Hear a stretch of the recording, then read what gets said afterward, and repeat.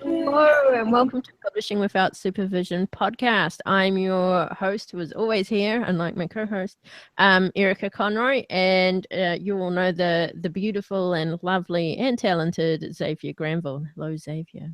Who is sometimes here. Thank you. You're mostly here, just sometimes you haven't been. Anyway, right, so today we are going to talk about a topic that is near and dear to both X's and mine's heart. And if you've been following our writing journey through all this, you probably know that we really suck at getting the words written for various reasons. So we invited the lovely Monica Leonelle to come and join us and help us get unstuck and hopefully productive. So thank you for coming on, Monica. Thank you so much for having me. I'm really excited to be here. Awesome. And we're excited to have you because it would be great if we could write the words, write all the words. Yeah. Okay. So just quickly, Monica, in case you haven't met Monica or been introduced to her writing, she's both a fiction and a nonfiction author, but her nonfiction is primarily geared towards us authors, which is awesome. So she's written the 8-Minute Writing Habit and other books like Write Better, Faster, and Dictate Your Book. She's got a few others as well, but those are the topics we'll probably be covering during this podcast. If you want to know anything else, buy her other books, or even buy the books we do talk about. There you go for a bit of a plug. All right, let's get started. So I've read a couple of these nonfiction books, and the first thing that really struck me, and the first thing in the 8-minute book was you mentioned author blocks. This is something we don't usually hear about. We hear about writer's block and that kind of thing. But can you tell us what author blocks are? Yeah, I think the biggest, so author blocks are really, it's the stuff that holds you back from becoming an author, of course. And I think a lot of it is, it's all kind of, it's similar to writer's block in that both are focused on challenges you're having with mindset. So a lot of people, but a lot of us authors, we don't really think in terms of mindset. So, but what it is, it's just things that, it's these little scripts and self-sabotages that you tell yourself that kind of, like you basically, to some extent, create like an excuse almost to not write right now, or to, and all of that stuff, it holds you back from realizing your full potential and from achieving your dreams, which most of us, we don't, we would love to get into this for the money, but I think even when we start, it starts with a dream, and it starts with this goal of having a book, or telling a specific story, or getting a specific message out, and then it evolves into like, well, I'd love to do that. It's a lot of work. Like, I'd love to be able to pay my bills with this too, but it really starts as like a passion project. So Yeah, and I think that's one thing that people don't really take into account a lot of times, where and a lot of people stress that thing of like, don't quit your day job, but not enough people start it off thinking of it as almost, like you said, a passion project. Like, it's that thing that you kind of whittle away at and you get better at slowly over time. So that's a good way to frame it, because a lot of times people start looking at it like as a part-time job, and that can even start adding a lot of that inherent stress onto it, because it's suddenly your part-time job. Right. Yeah, there's definitely a balance to strike. To some extent, you do want to make steady progress on it. So thinking of it like a job could be helpful for some people. But then at the same time, you want to keep in mind why you got into it in the first place. The challenge with becoming an author. So being a writer, basically you can open a document on your computer and start writing, and you can call yourself a writer. And you could do that every day, and you're writing, and all that's great. being an author is a little different because you actually have to finish something, polish it, and get it out there. And so there are so many extra skills that come with that to be able to do that.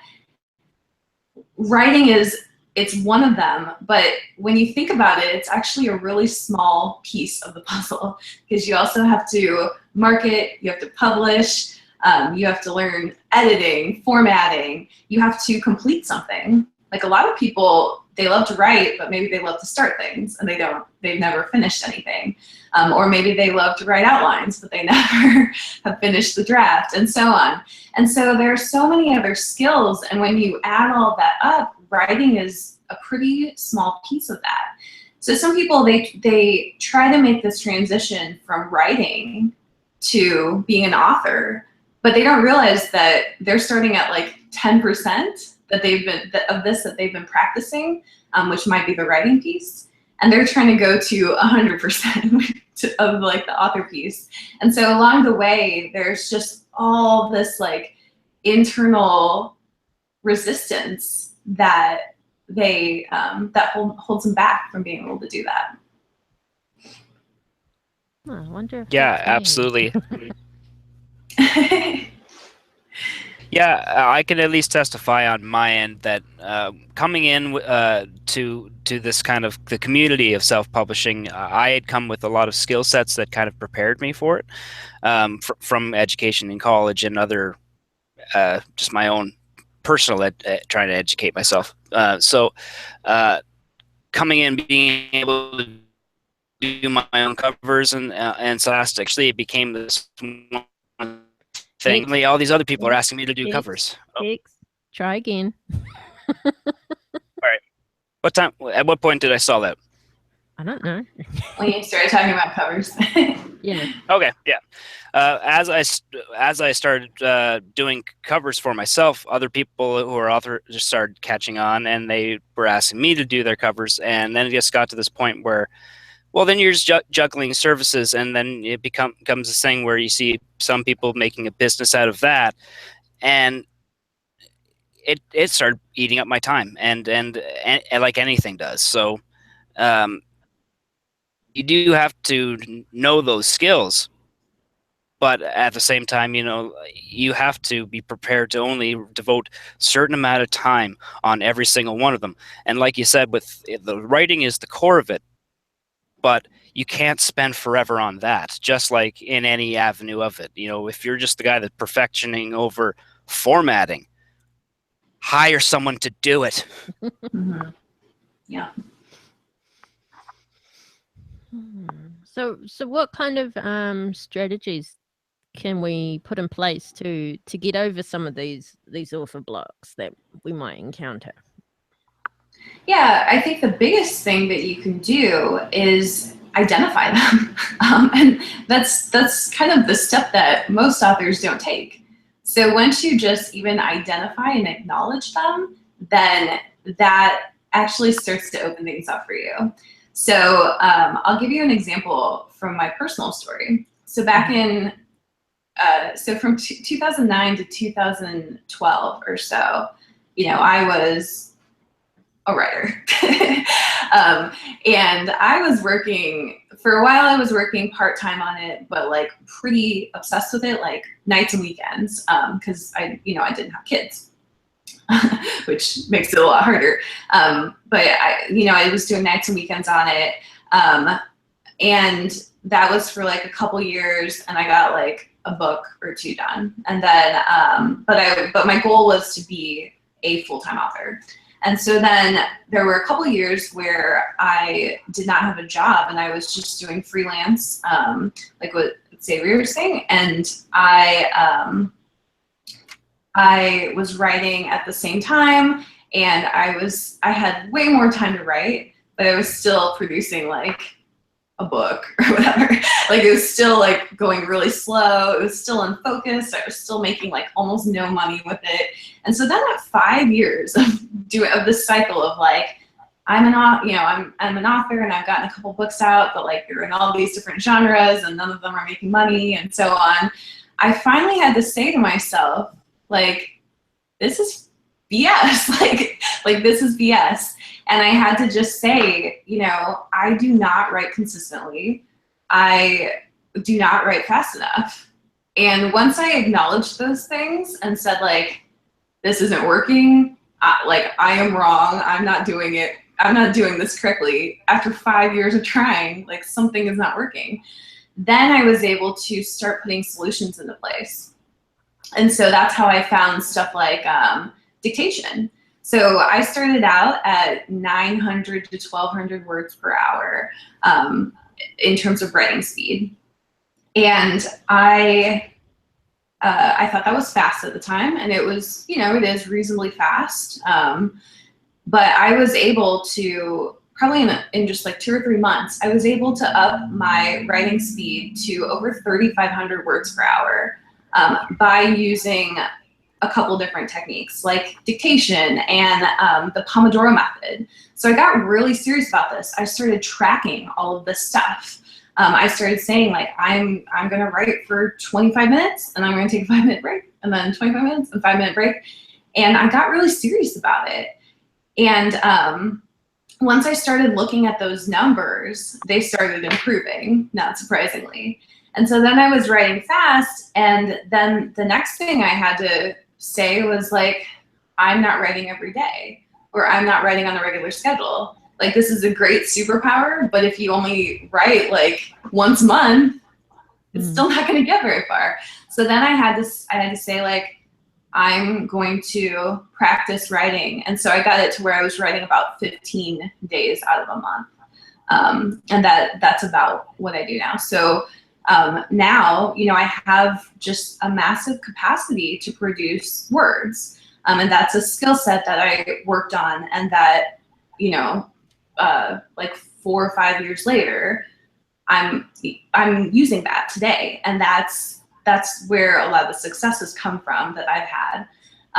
But yeah, I think even just acknowledging those things, acknowledging the things that are holding you back. So, like, I hear from, this is one of my favorites to talk about, I hear from a number of people that, like, my spouse doesn't support this, or, like, my kids, like, they'll constantly interrupt me, or, you know, like, and they'll say stuff like this, and it's like, you know, I just want to be honest with you, like, you've got to get your family on board your writing dream. Like, it's not going to work if your writing dream's here and your family's here and they're going like this. Like, that doesn't work. You can't have, like, 2 fists, like, punching at each other.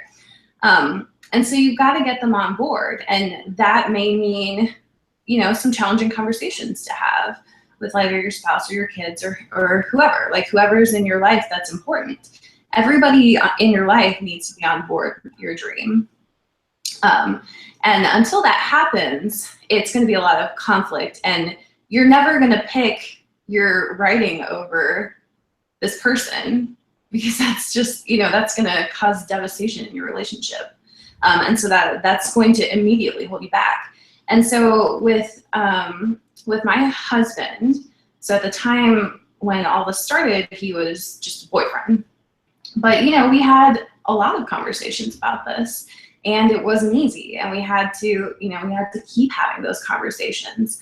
But, like, now we're at a place where it's like there's an exchange of support there, and, like, there's the things that I have to do for my family, and there's the things that my family has to do for me. And so there's all these different things that you really have to line up to be an author, and to be a successful author. And you really gotta start listing them out and picking through them. And I think that's what the author blocks are. So I do talk about 5 of them, the 5 biggest ones in 8-minute writing habit. And those are just the ones that hold people back from having that writing habit.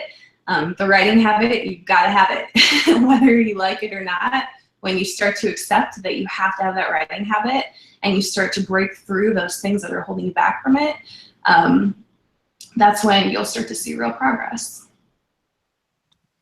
Okay, so you've talked about getting your family and friends and whoever else on board, but in the Pomodoro method, and trying to write not constantly, but every day.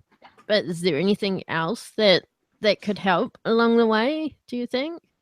That could help people do a writing habit or increase their writing speed, or? Well, Either. get that writing habit started, because I mean, it's for some people they can get it started, but they don't follow through on it. You know, like, oh, I've done 3 Yeah. days. I'm gonna have a day off or something. You know, how do you keep that motivation? I guess is what I'm asking. Yeah, I think there are a couple things. So I don't know where to start.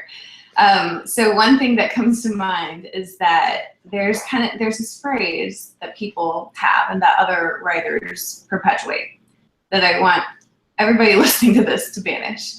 So they say stuff like, I love having written, but I hate writing, for example. Have you guys heard that one?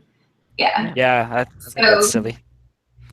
Yeah. So basically, if you believe that about yourself, you're not going to write because you want it to be done without having done it. Yeah. So there's little things like that. So it's really about kind of listening to some of the things that you say to yourself or that you absorb. I think sometimes, people say these things kind of like to be funny, but at the end of the day, you've got to watch that, and you have to love writing to do this.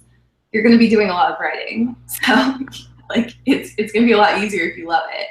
That doesn't mean that you're happy every moment when you write, which you're not. A lot of times you're unhappy. A lot of times you're very tired. A lot of times you're like, I don't want to do this today. But I think it comes down to practice and discipline. And so one of the way that I was finally able to get my writing habit is that I did a challenge, like a personal challenge for myself for 2 months. So 60 days. And every single day I kept a tracking spreadsheet with like tons and tons of information of like the minute I started writing, the minute I stopped, how many words per hour I got, how many, and like kept some serious records of like what I was doing. And then the other thing is I wrote a journal entry almost every single day of that 60 days.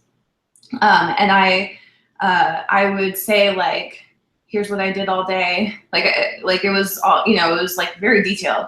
And you can actually read this journal to see how detailed it was. The journal for the 2 months ended up being 50,000 words, which is like it's like a small novel size. Mm-hmm. So you can, anybody listening to this can actually read this journal in the book, Write Better Faster. It's at the back of it. And the appendix, this diary thing, is bigger than the actual book, which is only 40,000 words. So yeah, but I just said like, for the next 60 days, I'm going to do this. You can add in accountability by posting about it on a social media site or posting about it in a small Facebook group. So you can add in an accountability piece if you are, if that works for you. So there's a woman named Gretchen Rubin who has studied habits. She studied happiness and then she studied habits. A lot of happiness was due to habits. So she has dug into a ton of psychology on habits, and she has this quiz called the 4 Tendencies. So I really recommend going to, you have to Google her website because I don't know what it's called. It might be called happinessproject.com, I'm not sure. But so go there and take the quiz and see what personality type you have for studying habits. Studying habits is probably one of the most important things to do as a writer, because without that writing habit, you're just not gonna make it. The writing speed is kind of a nice to have, but not a must have. The person who writes every day for an hour will produce way more words than the person who can write like 3,000 to 5,000 words an hour, but doesn't write consistently. And that's just, you just look at the math of it, like the writing habit is way more important. So something else that I talked about in the book, well, I mean, there were a lot of things, but originally I was recommending to people to do the Pomodoro method. Pomodoro is a really valuable productivity tool where you have the 25 minutes on and then the 5-minute break.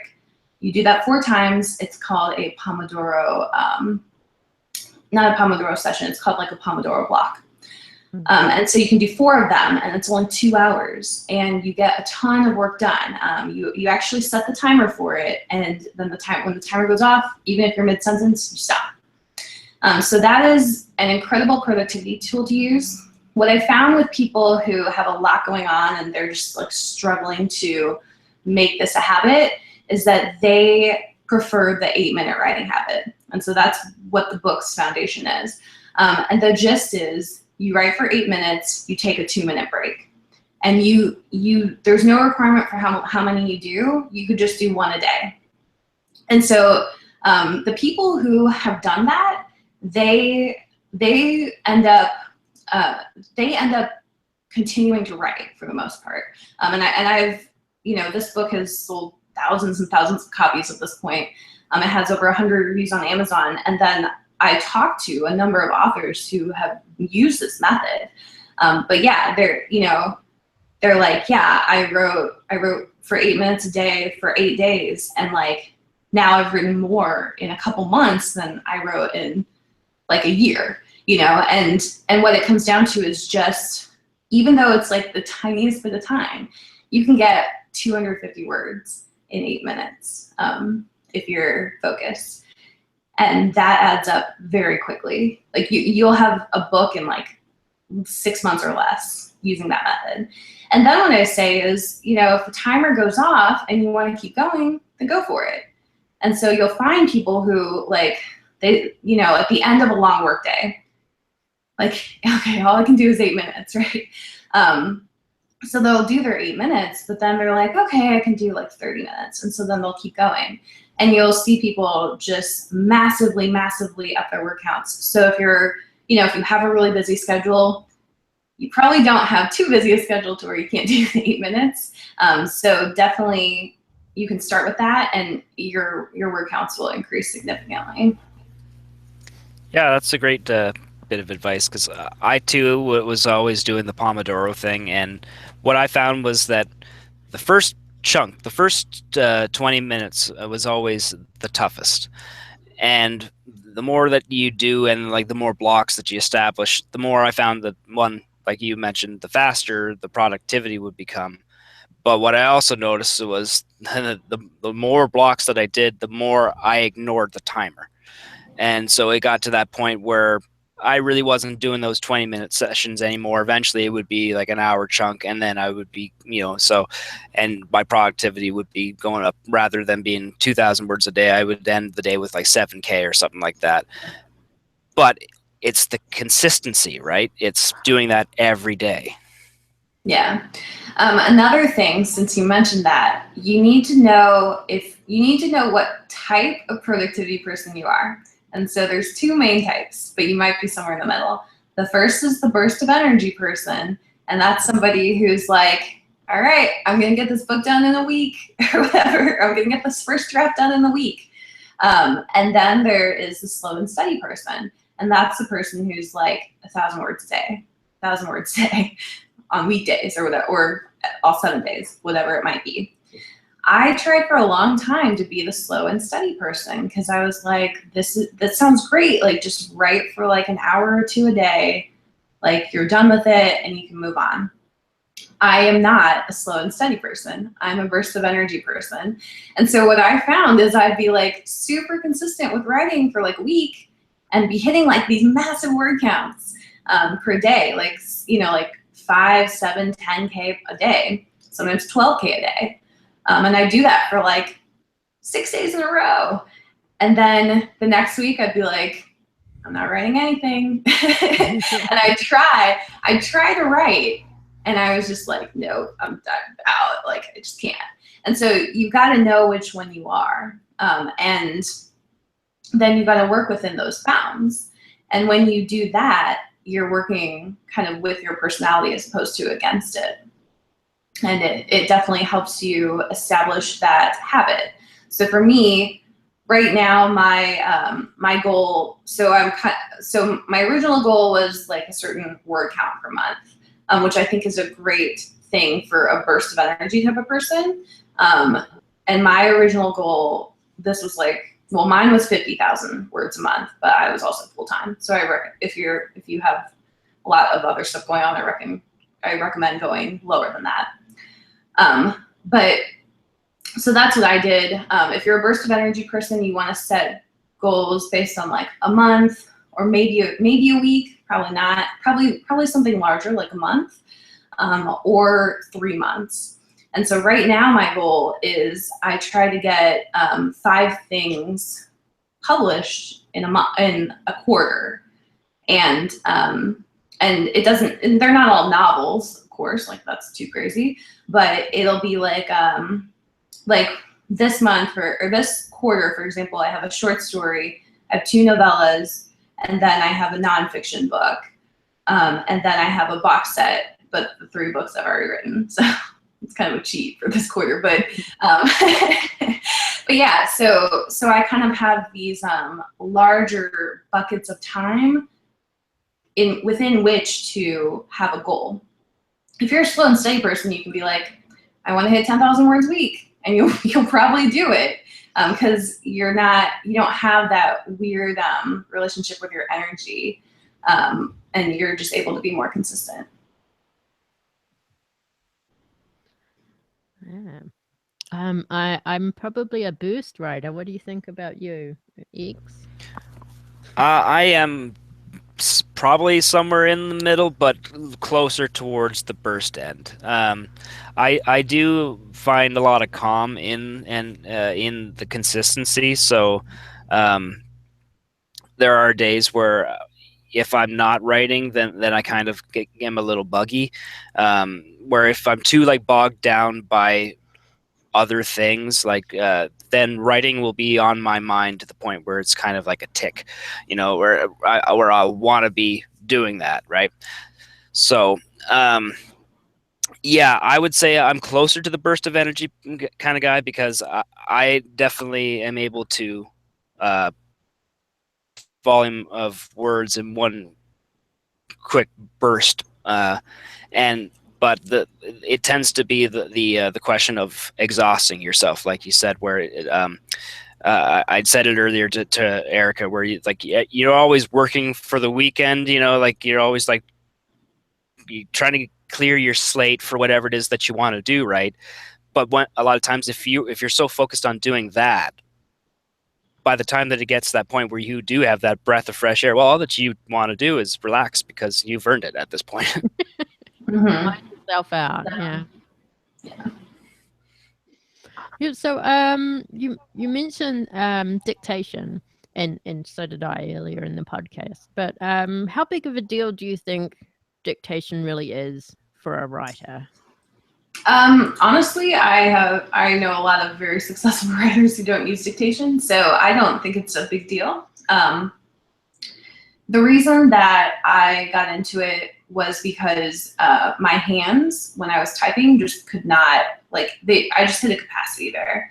And I'm still pretty much at that capacity. I can probably get like 2,000 words an hour if I'm, but then if I'm typing. But then the challenge is that I can't do that very consistently. Like if I were doing that for like 3 or 4 hours a day, within a couple weeks, my hands would be just like in some serious pain. And so what I found was as I was kind of ramping up my word count, my wrists were just killing me. I actually had a number of injuries while I was doing this. And the injuries, it just sounds like so crazy as a writer to have like all these injuries. But so I had like these wrist problems. And then, like my hands were getting swollen. But then I also had an eye injury from staring at TV. It's so hilarious. And like literally I couldn't see, like I had to like squint kind of at the monitor. So then I had to go get my eyes checked. And it was fine, but I just had like, it was like this dry eye. And it was like a serious problem for me for a couple weeks. And so then I had to be really careful about that too. And I had to start using like these eye drops and everything. So yeah, when you start to build up your tolerance for words in terms of your mind, you have to realize that the physical piece is still important. It's still critical to your work. And so then I just found that having a lot of different ways to do the inputs was really important to me and for me in terms of just making this a career. So typing is part of it for me. And I have a number of different setups. And I'm some people are people who like to have a very consistent space and consistent routine for like, I sit down, I put on this specific song and I have my specific tea and then I start typing and like, I'm good, right? Again, this is about knowing yourself. I'm just not like that. I need, I don't know if it's, so I'm an extrovert, so I don't know if that's part of it, but I just need like some sort of stimulation, like, and so a lot of my energy comes from changing things up a lot. So I'll definitely like type on my laptop sometimes. I'll go to a coffee shop a lot of the time, and I'll go to different coffee shops. I don't, like I'll have like three to five that I rotate through. I'll do dictation. I'll do dictation on my phone. Sometimes I'll just pull up an Evernote and I'm like doing the swipe thing on my phone, doing typing. And so I just have a lot of different ones. And so dictation for me was just one of those things. And if I need to get a draft done quickly, I fall back on that. But otherwise, I don't necessarily use it every day. I just think it's a great skill to have, and I think it's a great tool to have in your toolbox. And I think that's what a lot of these things are. When you learn a different skill set, it's like you just like add capacity to your abilities. Yeah, that's perfect. And yeah, I totally agree. If you can, because a lot of these things, like you said, can be translated to different mediums. So because a lot of the principles are kind of well established, and so. X, you've been cutting out. Yes. No. Good. Yes. You're good now. Okay. So the one lovely thing about the digital era is that we can take a lot of these tactile things of writing on paper, and now we've got so many ways that we can write things down. So if we can, like you said, put more tools into our toolboxes and accept that they're all have their usages, and whatever works for the individual, the better. Exactly. Yeah, and so something else in the book that I talk about a lot is if you have a full-time job and you don't have a lot of time, maybe you have time on your commute. And this is, I lived in a city, so I was thinking more of like a train commute and not like you're driving in your car trying to write. But so maybe you have time on your commute and maybe that's when you get your 8 minutes in. And so it's like, that it's not practical to carry a laptop there. It's not practical to like have your phone and be dictating on your phone while you're on a train or something.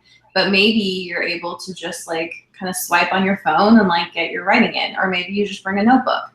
So the book is really about all these different creative ways to just find time to write and to be able to write on the go a lot of times, because most of our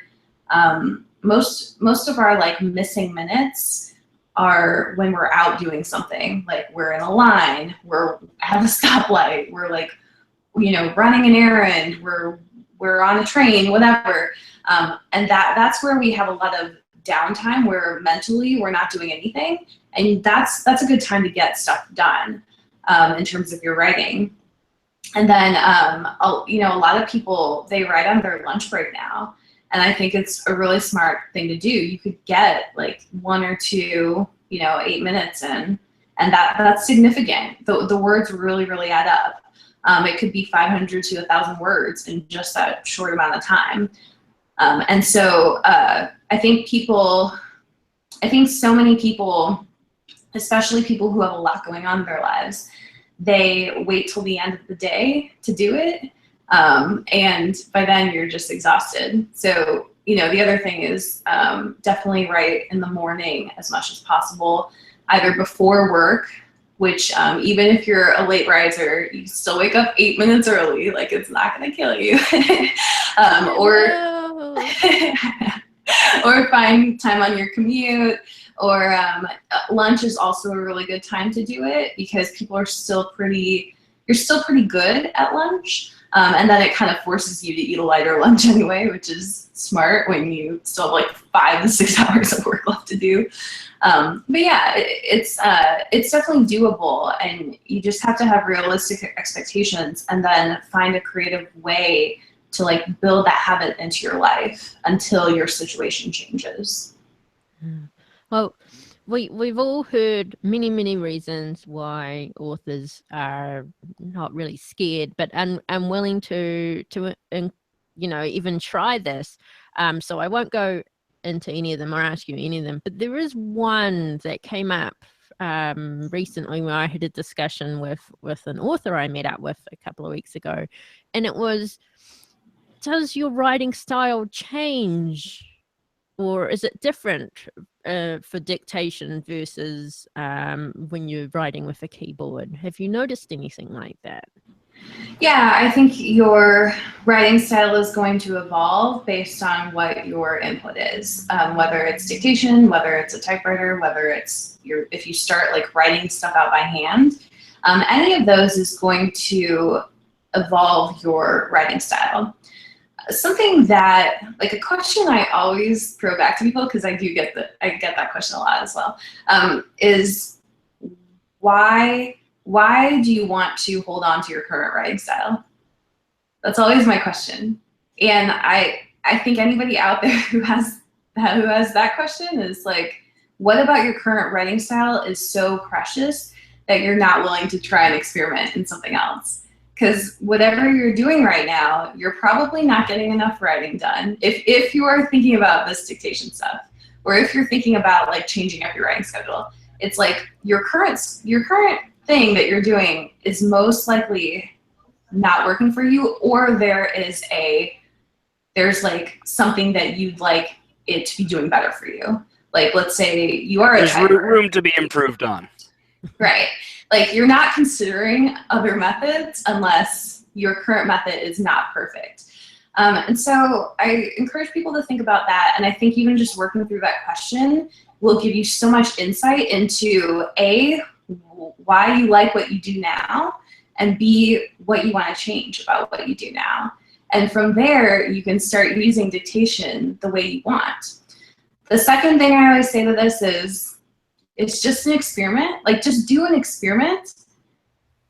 You can always go back to your old ways. Like, there's nothing about trying dictation that's going to make you not able to type on a keyboard anymore. So you may like it better, you may like it worse. Your writing style may be total crap on dictation, and maybe it just doesn't work for you. But give it, try it for a month, make it a low, like kind of a low penalty experiment. So don't be like, I have a book due next month, I'm gonna write the entire thing on dictation this month. Like that's totally not smart. I would just, I'd make it on some, something that's low risk, and make it an experiment, and be open to whatever outcome comes out of that. Because you can't control it anyway. You have no idea if you're gonna like dictation until you try it. Yeah, it's a great point. I think we had some more dragon and dictation related questions, but my question was, I do a lot of fantasy writing, so I've had my grievances with because anytime that I try to say my character's names, it just it doesn't understand. Yeah. So the question is, how long has it taken to train your dragon, and what is its name? I guess if my dragon has a name, it'd be like Drogo, just because I love Game of Thrones. But yeah, so I talk about this in Dictate Your Book. My solution to that was that I just decided I'm not going to train my dragon on this, because I tried and it just didn't work. Like it was just like I tried to correct it, it didn't work. I tried to correct it again, it didn't work. And I've heard this from so many other authors at this point, where they're like, I write fantasy or sci-fi, nobody, or historical romance or whatever. Like nobody understands my names, and it causes like massive problems in my draft. So what I decided to do is I was like, this isn't working for me, so I'm just going to change all of those names. I'm going to codify all of those names, and then when I'm dictating, I'm going to use like top 100 baby names basically for all of my stuff, or like simple places like Paris or whatever. And I'm just going to codify it into something that sounds really similar to my actual name. So like one of my characters' names is Ryken, and it's like Rykken. Well, dragon is like, no, does not compute.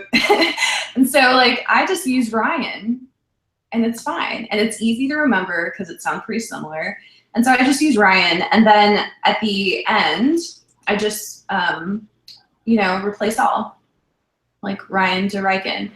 And that worked really, really well for me. It was super easy to kind of switch in my brain.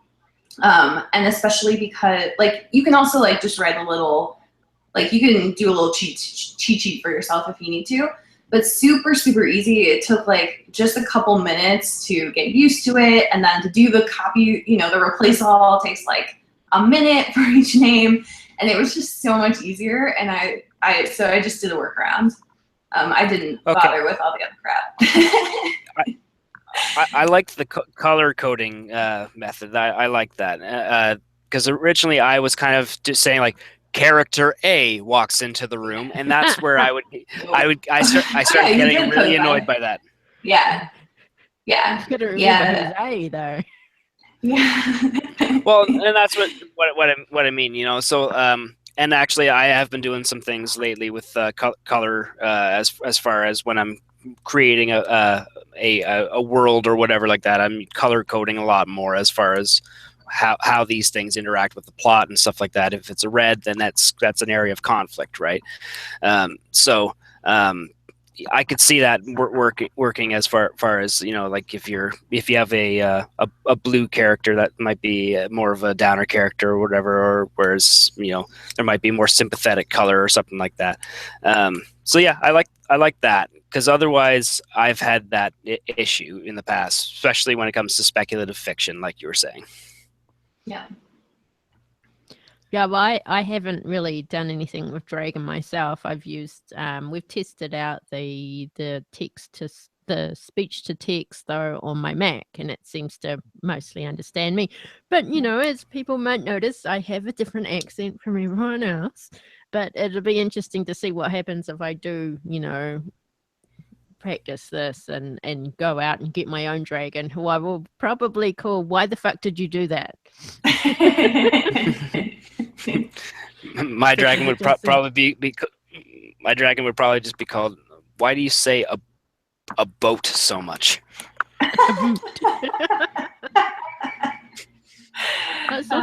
Well, we've been going on for a while here, so I think it's probably time we wrap up. If anyone does want to find out any more information about dictation, writing faster, or even the 8-minute writing, you can go buy the books or even follow Monica on her website. So Monica, how can people find you on the internet? I am at prosonfire.com. That's my main blog about this nonfiction stuff that we've been talking about. You can also check out my whole book series. It's at prosonfire.com/GHFS. And it's so that's growth hacking for storytellers, which is what the series is called. So that'll take you to Amazon, and you can see all the books. There are 7 books in the series now. I started the series 2 years ago, but the first book is about what we've been talking about, and it's called Write Better, Faster. It's really the foundational book. It's the book that kind of started all of this for me. It was the thing that kind of got me out of my, crappy 5 years of not making any progress. And then very shortly after I did that experiment and did the 60 days, which you can read about in the Write Better, Faster book, very shortly after that, I started, it was like less than a year later, I was making like $500 to $1,000 a month on my ebooks, which is not a ton, but like for 5 years of no progress, and then to get to that, then the next year I was full time. So it was just really easy to build off of it. And people ask, like, what's the most important thing you did? It's certainly working on what we've been talking about in this podcast, which is writing faster and having a writing habit. And so Write Better, Faster is a great book, 8-Minute Writing Habit as well. And then if you're interested in dictation, Dictate Your Book is good as well. Awesome. I think we will probably get a lot of people looking at that. Well, I hope so anyway. And there's a bundle? And there's a bundle. Yeah. You can get it all free. And it's called Writing Productivity Bundle. Which is the one that I got, because who doesn't like a deal? But they're also available in Kindle Unlimited. So that's a bonus for, some authors who... If you have KU. They're like, oh, I can't part for my money, Be honest, you like a bundle. Everyone likes a bundle. Everyone likes a bundle, yeah. So for everyone who's listening to us or watching this on the YouTube, you can find our website and more information about Monica and some links to various important things on pwspodcast.com. And I'm Erica Conroy, and he's Xavier. Wow, I'm going to put that down to the accent. And Xavier Granville, and thank you to Monica for being on the show and for answering all of our questions. Thank you so much. Yes, thanks so much for having me. And what do we say to the lovely listeners and viewers, Xavier? But actually, I am Xavier Granville now. So I will say adios, internets. A bientôt. Oh, X, you cut out It's again. What a shitty time Good. for you to cut out. Yeah. Au revoir, internets. A bientôt.